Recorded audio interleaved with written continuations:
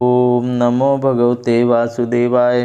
ओम नमो भगवते वासुदेवाय। ओम नमो भगवते वासुदेवाय। श्री कृष्ण गोविंद हरे मुरारे, नाथ नारायण वासुदेवा। श्री कृष्ण गोविंद हरे मुरारे, नाथ नारायण वासुदेवा। हे नाथ नारायण वासुदेवा, हे नाथ नारायण वासुदेवा। श्री कृष्ण गोविंद हरे मुरारे, हे नाथ नारायण वासुदेव। कृष्ण भगवान की जय। श्रीमद् भगवद गीता प्रथम स्कंध छठा अध्याय। नारद जी के पूर्व चरित्र का शेष भाग। सूत जी कहते हैं कि शौनक जी ऋषि नारद के जन्म और साधना की बात सुन करके सत्यवती नंदन भगवान श्री व्यास जी ने उन पर जो है ये प्रश्न किया। उनसे पूछा, श्री व्यास जी ने पूछा कि नारद जी, जब आपको ज्ञान उपदेश करने के लिए महात्मागण चले गए और तब जो है आपने क्या किया, और उस समय आपकी अवस्था बहुत छोटी थी। स्वयंभू आपकी शेष आयु किस प्रकार से व्यतीत हुई और मृत्यु के समय आपने किस विधि से अपने शरीर का परित्याग किया। हे देवेश, काल तो सभी वस्तुओं को नष्ट कर देता है। उसने आपकी इस जो है पूर्व कल्पना की स्मृति का कैसे नाश नहीं किया। नारद जी ने कहा कि मुझे ज्ञान उपदेश करने वाले महात्मागण जब चले गए तब मैं इस प्रकार से अपना जीवन व्यतीत किया। यद्यपि मैं उस समय मेरी अवस्था बहुत छोटी थी और मैं अपनी जो है माँ का इकलौता ही लड़का था। एक तो वो दिव्य स्त्री थी, दूसरे मूढ़ और तीसरे दासी थी। मुझे भी उसके सिवा और कोई सहारा नहीं था। उसने अपने को मेरे स्नेहवश जो है जकड़ रखा था। वो मेरे योगक्षेम की चिंता तो बहुत करती थी, परंतु पराधीन होने के कारण कुछ कर नहीं पाती थी। जैसे कठपुतली नचाने वालों की इच्छा के अनुसार ही नाचती है, वैसे ही ये सारा संसार ईश्वर के अधीन है और ईश्वर ही इस संसार को चलाता है। और मैं भी अपनी माँ के स्नेह बंधन में बंध करके ब्राह्मण बस्ती में ही रहा। मेरी अवस्था केवल 5 वर्ष की थी। मुझे दिशा, देश, काल के संबंध में कोई ज्ञान नहीं था। एक दिन की बात है कि मेरी माँ ने मुझे गौ दोहने के लिए रात के समय घर से बाहर निकली। रास्ते में उसके पैर से सांप छू गया और उसने बेचारी को डस लिया। और उस सांप का क्या दोष, काल की ऐसी ही प्रेरणा थी। मैंने समझा कि भक्तों का मंगल चाहने वाले भगवान ये भी एक अनुग्रह ही है। इसके बाद मैं उत्तर दिशा की ओर चल पड़ा और उस मार्ग में मुझे अनेकों धन धान से संपन्न देश, नगर, गांव, अहिरों की जो है चलती फिरती बस्तियां, खाने, खेड़े, नदी और पर्वतों के तटवर्ती पड़ाव, वाटिकाएं, वन उपवन, रंग बिरंगी धातुओं से युक्त विचित्र पर्वत दिखाई पड़े।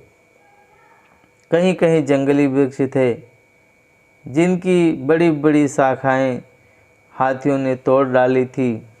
शीतल जल से भरे हुए जलाशय थे जिसमें देवताओं के काम में आने वाले कमल खिले हुए थे और उन पर पंछी इस तरह से बोली बोल रहे थे जैसे भौरे मड़रा रहे थे।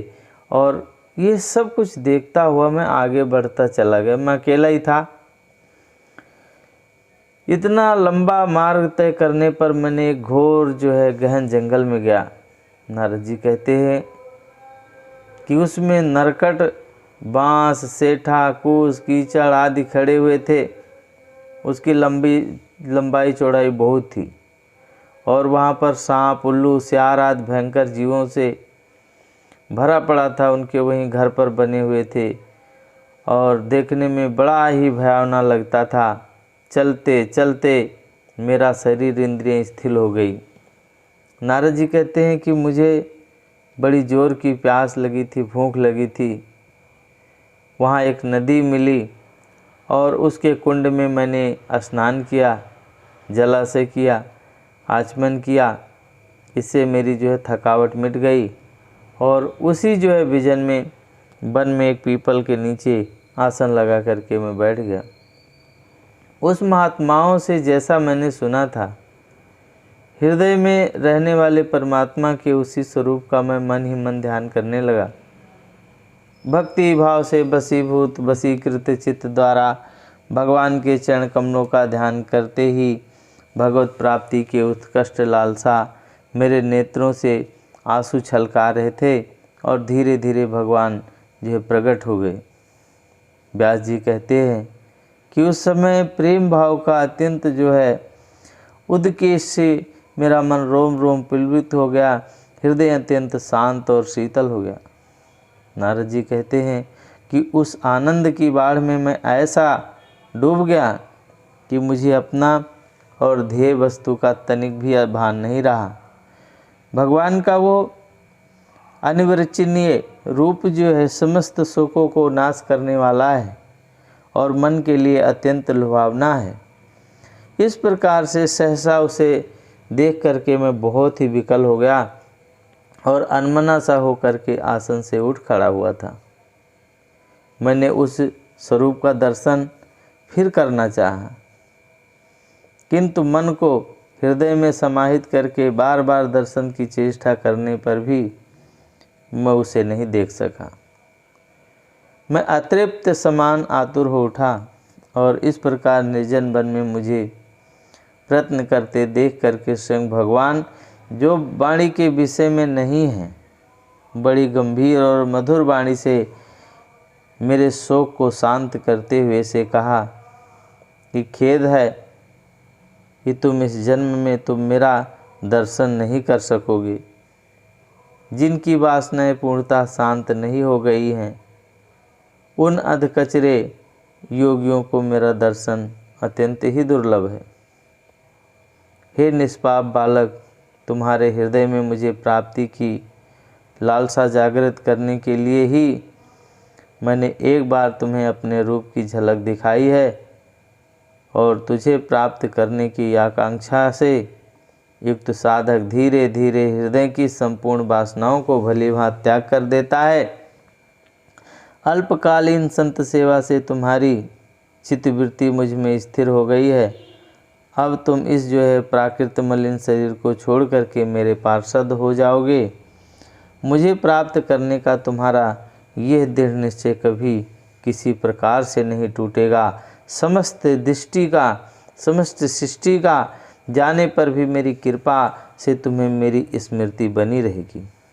आकाश के समान अभिव्यक्त सर्वशक्तिमान महान आत्मा इतना कह करके और वो चुप हो गए और उनकी इस कृपा का अनुभव करके नारद जी कहते हैं कि मैंने उन श्रेष्ठों की श्रेष्ठतर भगवान के चरणों में सिर झुका करके प्रणाम किया और तभी मैं लज्जा संकोच छोड़ करके भगवान अत्यंत रहस्य और मंगलमय मधुर नामों का और लीलाओं का कीर्तन और स्मरण करने लगा। स्पृहा और मध्य मत्सर मेरे जो है हृदय से पहले ही निवृत्त हो चुके थे। अब मैं आनंद काल की प्रतीक्षा करता हुआ पृथ्वी पर विचरने लगा। व्यास जी, इस प्रकार से भगवान की कृपा से मेरा हृदय शुद्ध हो गया, आसक्ति मिट गई और मैं श्री कृष्ण परायण हो गया। कुछ समय बाद जैसे एकाएक बिजली कौंच जाती है, वैसे ही अपने समय पर मेरी मृत्यु आई और मुझे जो है शुद्ध भगवान पार्षद शरीर प्राप्त होने का अवसर आने पर प्रारब्ध क्रम जब समाप्त हो जाने के कारण पंच भौतिक शरीर मेरा नष्ट हुआ। नारद जी कहते हैं कि कल्प के अंत में जिस समय भगवान नारायण का वर्ण यानी प्रलयकालीन समुद्र के जल में शयन करते हैं, उस समय जब उनके हृदय में शयन करने की इच्छा से सारी सृष्टि को समेट करके ब्रह्मा जी जब प्रवेश करने लगे, तब जो है उन्हें विश्वास के साथ मैं भी उनके हृदय में ही प्रवेश कर गया।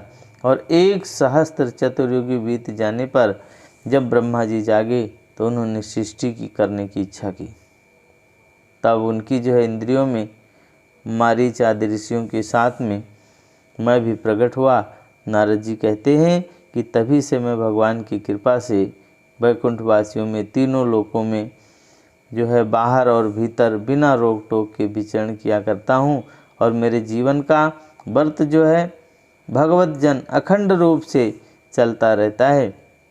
भगवान की दी हुई इस स्वब्रह्म से विभूषित वाणी पर तान छोड़ करके मैं उनकी सारी लीलाओं का गान करता हूँ और सारे संसार में विचरता रहता हूँ। और जब भी मैं उनकी लीलाओं का गान करने लगता हूँ, तब वह प्रभु जिनके चरण कमल तीर्थों का उद्गम स्थान है और जिनका यशोगान मुझे बहुत ही प्रिय लगता है, बुलाए हुए भांति तुरंत मेरे हृदय में आकर के दर्शन दे देते हैं। जिन लोगों का चित्त निरंतर विषय भोगों की कामना से आतुर हो रहा है, उनके लिए भगवान की लीलाओं का कीर्तन संसार सागर से पार जाने का जहाज है। और यह मेरा अपना अनुभव है। काम और लोभ की चोट से बार बार घायल हुआ और श्री कृष्ण भगवान की जो है सेवा जैसी प्रत्यक्ष शांति का अनुभव करता है। यह नियम आदि योग की मार्गों से वैसी शांति नहीं मिल सकती। व्यास जी कहते हैं कि आप निष्पाप हैं और आपने मुझे जो कुछ पूछा था वो सब अपने जन्म का साधन रहस्य बता दिया है। आपकी आत्मसंतुष्टि का उपाय मैंने बता दिया है। सूत जी कहते हैं कि शौनकादिक ऋषियों देवर्षि नारद व्यास जी से इसी प्रकार के कह करके जाने की अनुमति लिया और अपने वीणा को बजाते हुए स्वच्छंद विचरण करने के लिए वे वहाँ से चल पड़े और कहने लगे कि आहा देवर्षि नारद आप धन्य हैं, क्योंकि ये सार्गपाण भगवान कीर्तन को अपनी वाणी पर गा गा करके स्वयं तो आनंदमग्न होते हैं और साथ ही इस जो है त्रिताप तृप्त जगत को भी आनंद करते हैं। इति श्रीमद्भागवत प्रथम स्कंध 6वां अध्याय संपूर्णम।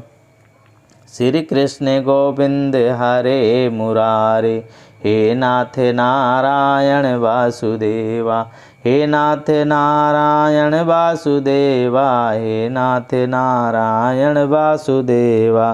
श्री कृष्ण गोविंद हरे मुरारे, हे नाथ नारायण वासुदेवा। बोलो कृष्ण भगवान की जय।